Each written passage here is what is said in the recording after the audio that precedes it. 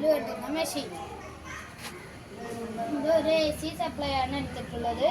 ഇത് AC-യിൽ നിന്ന് DC-യിലേക്ക് മാറ്റുന്ന അഡാപ്റ്ററാണ്.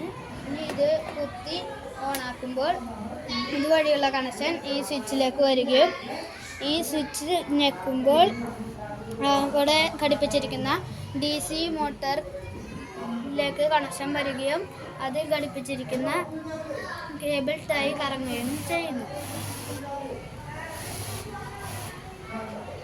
ഒരു പുല്ല് വെട്ടുന്ന യന്ത്രമാണ്. വളരെ സാമ്പത്തിക നഷ്ടമില്ലാതെ വളരെ കുറഞ്ഞ ചിലവിൽ നമുക്ക് വളരെ എളുപ്പത്തിൽ പുല്ല് വെട്ടാൻ സാധിക്കുന്ന ഒരു ഉപകരണമാണിത്.